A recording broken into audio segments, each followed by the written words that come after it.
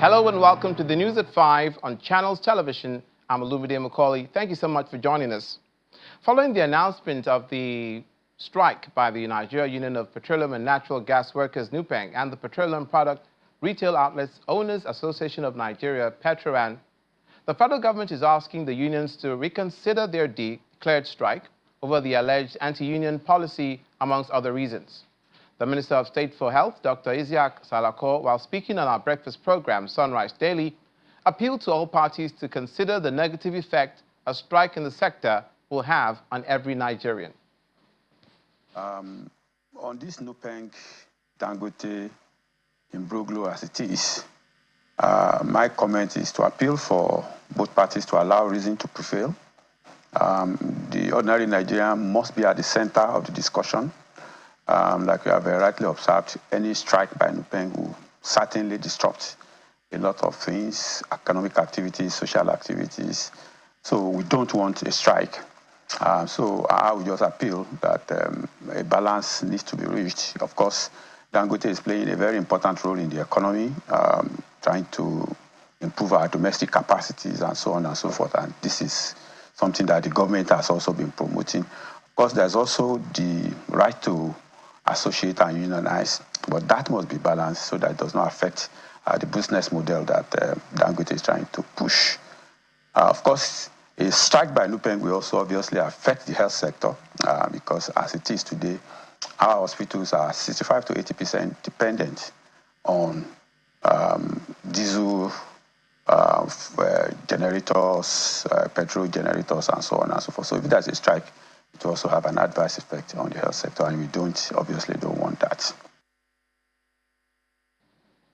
Now, the week may turn out to be very eventful in Nigeria's health sector, as well as the FCT chapter of the Nigerian Association of Resident Doctors have begun a 7-day warning strike effective today, September 8th, to Monday, September 15th.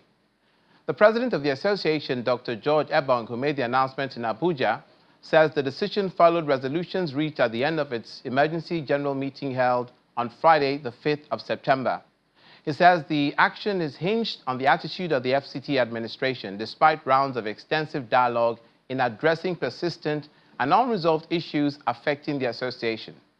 Some of the issues raised by the association include lack of manpower, the psychological impact of long working hours on doctors, which led to the death of a doctor recently in Port Harcourt, unpaid salaries, and unexplained deductions. He also says there's been not any employment since 2011. They have refused to employ, they have refused to pay, they have refused to promote, they have refused to skip, they have refused to convert our fellow colleagues who have passed their part 2. They've refused to pay the 13-month hazard allowance arrears. We are getting demoralized now. We can't continue to work in this pattern. If we continue to work in this pattern, none of us are going to be alive anymore. So we have to do the needful. And the needful is what we're doing this morning for 7 days. Let me start by saying that for a long time, we haven't had employment in FCTA since 2011. Those that retired have not been replaced. Those that have left the country, the Japa syndrome, have not been replaced. Those that died have not been replaced. We keep doing, one doctor does the job of 5 to 6 doctors.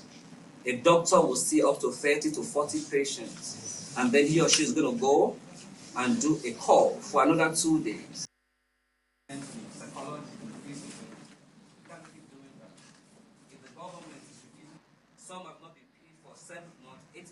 Now, it should be recalled that the national body of the resident doctors is also gearing up for a nationwide strike. That's the national arm of the resident doctors if the federal government does not meet its residency, welfare, and other demands by Wednesday, September the 10th.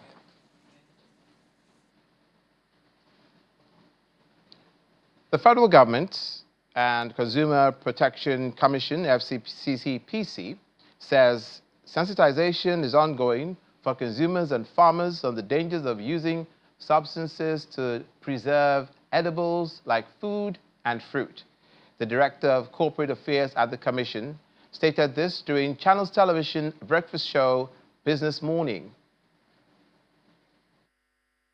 It's not a new law, and on the issue of forced ripening of fruits, that has been with us. It's that people are not maybe sensitized enough to know that these things cause a lot of health hazards to consumers.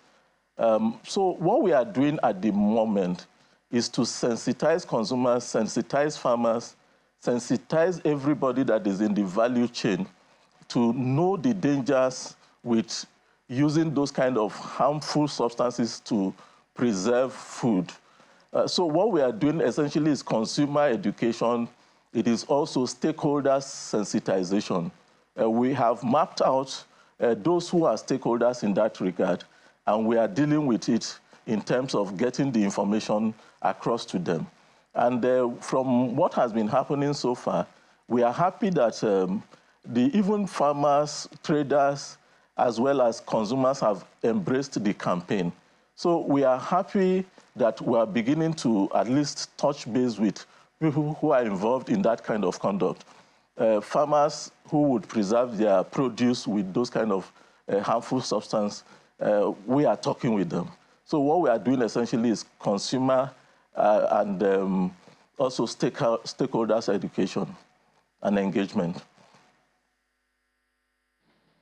To judicial matters now, Justice Mecca Witte of the Federal High Court in Abuja has adjourned till September 22nd, 2025, the case involving the Osun State government through the State Attorney General and the federal government through the Central Bank of Nigeria over the disbursement of local government allocations.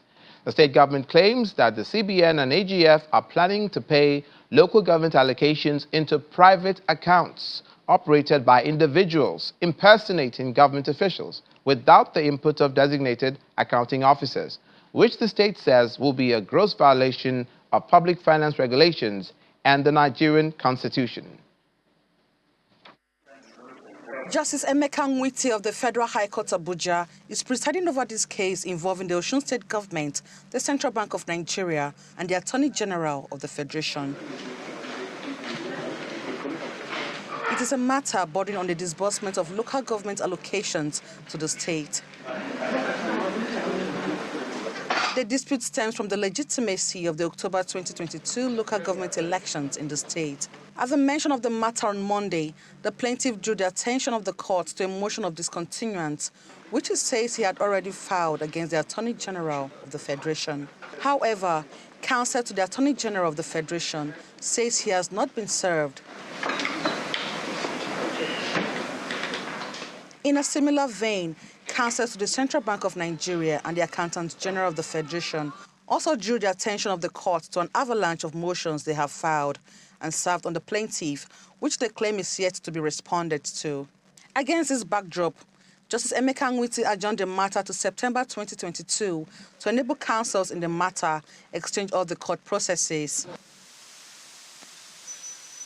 Outside the courtroom, efforts to interview the lead counsel to the Attorney General of the Federation proved abortive. However, the lead counsel to the Osun State government gave additional insights into the motion of discontinuance. It's a case in which the Osun State government is challenging the right of the federal government to pay its money, the local government fund, to the people that have been sacked by the court order. It's just about, that's what the case is about. Remember that it's in court. We cannot speak so much about the case. We have filed a suit against him in the Supreme Court, against the third defendant in the Supreme Court. There is no need for him to be here. So we filed a suit for him in the Supreme Court. That's why. There was this insinuation that said the plaintiff, that is you, trying to deliberately delay the processes. I believe your reporters were in court, and they heard the number of days that they've been served without reacting. They've been served for 111 days. Then if your reporters are in court, you can make inference which is delaying the case. Counsels are hoping that the 2-week window of adjournment will be used judiciously to enable the court to give the matter the urgency it deserves.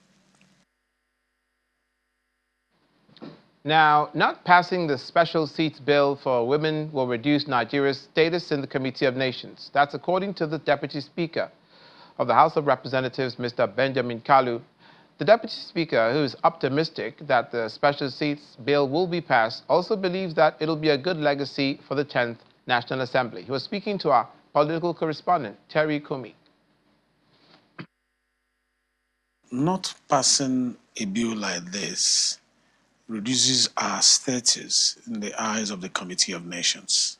Remember, I'm a member, I'm a deputy leader of delegation to Inter-Parliamentary Union, which is the Parliament of Parliaments, with about 180 membership across the world.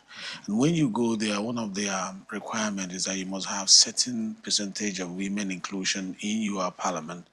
We have not been able to meet up that requirement. So it comes up on the big screen, and Nigeria, that's supposed to be the champion of democracy in Africa, is rated so low, almost the least. It's a disservice to us and our participation in such global bodies, you know. So I am confident that the members will vote for it, but that is not to say that we'll go and relax. We're lobbying, and we'll lobby more, and for them to know that they are doing it for their children, their girl child, and they're doing it for their wives, they're doing it for their sisters, and it's a legacy that this 10th Assembly can live. And I'm happy with the Speaker of the House of Representatives. It's a he for she. This is the legacy the 10th Assembly can live, that we brought in more women to where decisions affecting their interests, whether you like it or not. Absolutely. There are things that come naturally to women when it comes to policy formulation that doesn't come naturally to men, not that they ought not to, but that is the way it is.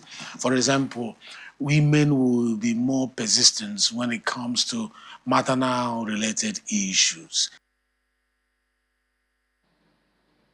For the full exclusive interview, do watch Political Paradigm at 2 p.m. and 11 p.m. on Tuesday.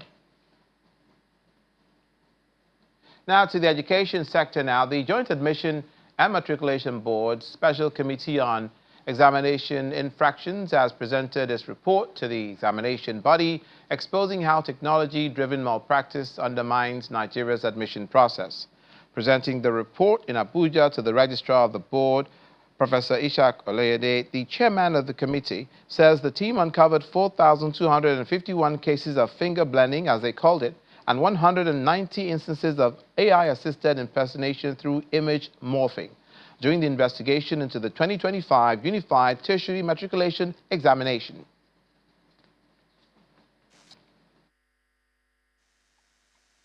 This fraud is not the work of candidates alone. It is sustained by syndicates involving some CBT centers, schools, parents, tutorial operators, and even technical accomplices. Legal framework remains inadequate to tackle biometrics and digital fraud, and public confidence in the examination process is dangerously eroding. Worst of all, malpractice has become culturally normalized, seen by many as an acceptable shortcut to success. Our recommendation: to restore integrity to Nigeria admission system, we propose a multi-layered framework built on detection, deterrence, and prevention. Deploy AI-powered biometrics, anomaly detection, dual verification system, real-time monitoring, and a National Examination Security Operation Center. To the armed forces now, senior officers of the military have been tasked to be well-equipped and to get the required capacity to function after retirement from service. The Commandant Nigerian Armed Forces Resettlement Center, Air Vice Marshal Bashir Rimi Maman, made the call at the graduation ceremony of some officers who were part of a capacity-building exercise at the institution. He encouraged them to remain good ambassadors of the force.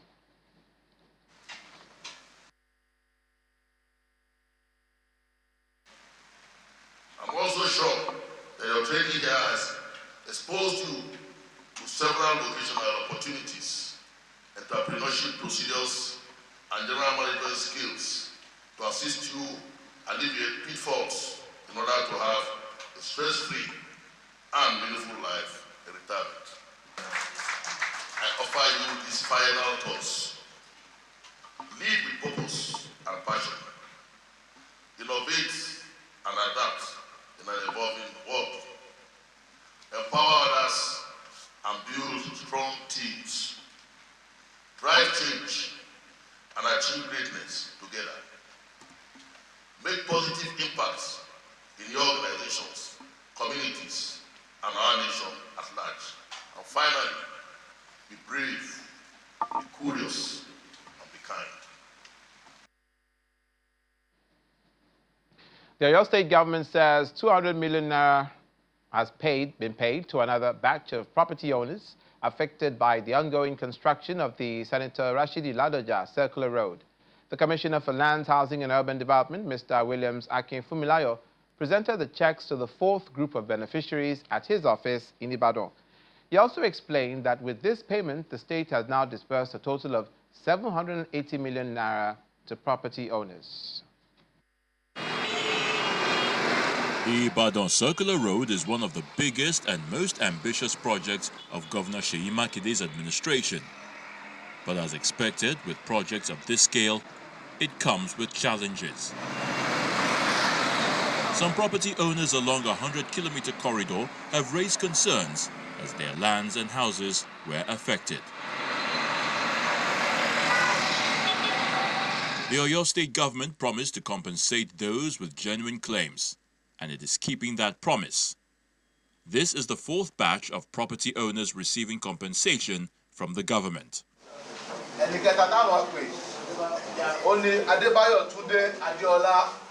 The State Commissioner for Lands, Housing and Urban Development, Williams Akinfumilayo, urges the remaining property owners in the first segment of the project to come forward for screening so they can also receive their compensation.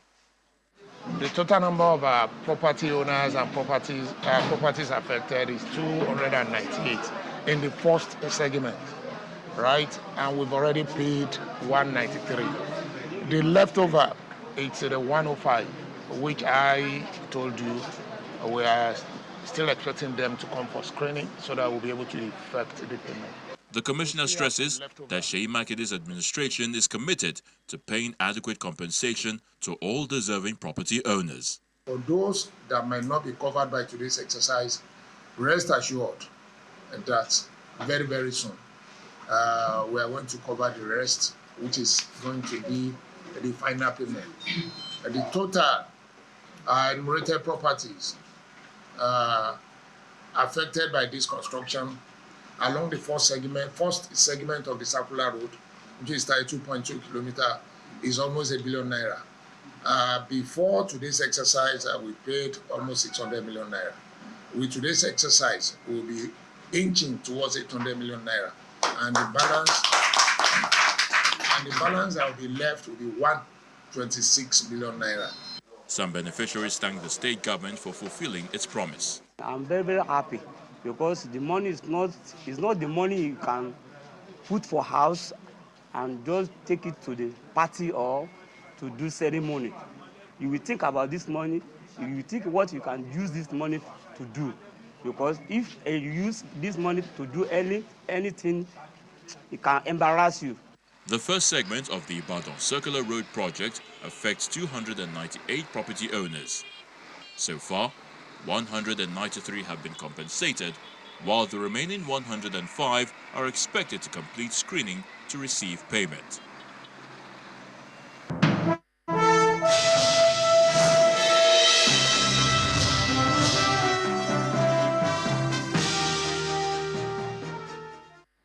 Let's get down to brass tacks on business news. Nigerian travelers and online shoppers will no longer pay customs duties on goods worth $300 or less. This comes as the new minimum threshold policy comes into effect today, September the 8th, following the approval by the board of the Nigeria Customs Service.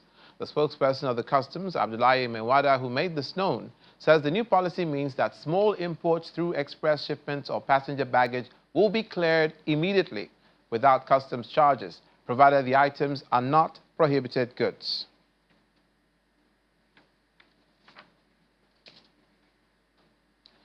The coordinators of 6 committees of the Nigeria-Vietnam Chamber of Commerce and Industry have held a virtual strategic meeting with the acting director of the Enterprise Development and Promotion Department and the team from the Federal Ministry of Youth Development, FMYD. The engagement is part of ongoing preparations for a landmark youth development collaboration to be championed by the FMYD in collaboration with the Office of the Secretary to the Government of the Federation. Discussions focused on aligning priorities for youth enterprise, innovation and capacity building with emphasis on strengthening the role of young people in national development. The collaboration is expected to play a key role in the forthcoming National Youth Conference 2025, a flagship platform for youth dialogue, policy input and leadership engagement. It's proposed that a Nigerian will interface with a counterpart Vietnamese at a forum to be the climax of the bilateral engagement holding in Vietnam this year. The federal government has unveiled an initiative, that's the Nigeria Post-Harvest Systems Transformation Program, to ensure a resilient, efficient, and inclusive post-harvest handling and storage system. The Minister of Agriculture and Food Security, who made this known in an event in Dakar, says the initiative will unlock private sector investment and expand the country's storage infrastructure while helping to reduce losses and enable the country to achieve food sovereignty. He hinted that Nigeria loses an estimated 3.5 trillion naira annually due to post-harvest inefficiency, which largely affects smallholder farmers. The minister also called for stronger international collaboration in transforming post-harvest systems to help secure farmer livelihoods and revive agribusiness confidence and position Nigeria as a leading food supplier in West Africa. The National Association of Shea Products of Nigeria is appealing to the federal government to grant a 90-day window to enable all shea nut traders with verifiable contracts to discharge their contractual obligations before the enforcement of the recent ban on shea nut and kernel. Addressing a news conference in Abuja, the president of the association, Mohammed Kantagura, says although the policy is timely and strategic, the immediate implementation will have a negative impact on aggregators with legally binding contracts. NASPAN extends its profound appreciation to His Excellency President Bola Ahmed Tinubu, GCFR, and the Vice President Alhaji Kashim Shettima, GCON, for their timely intervention in placing an immediate ban on the export of shea nuts to kernel from Nigeria.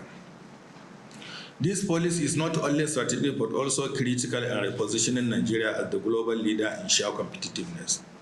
Now, while members appreciate the benefit and prospect of this pronouncement, the sudden announcement the policy has created serious dislocation for aggregators. We have acquired a huge stock of shea nut amounting to billions of naira in readiness for export before the pronouncement.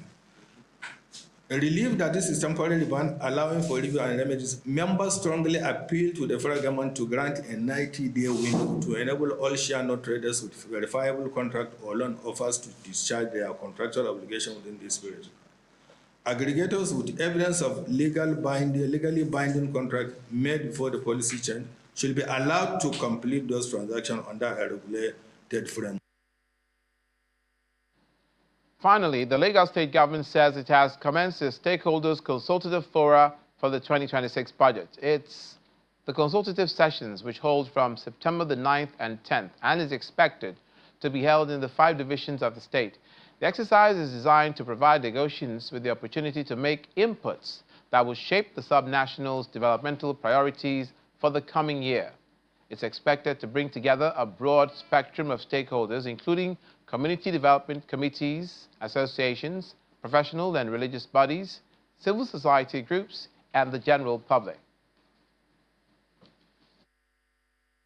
That's it on the news at 5. Thank you for watching. I'm Olumide Macaulay.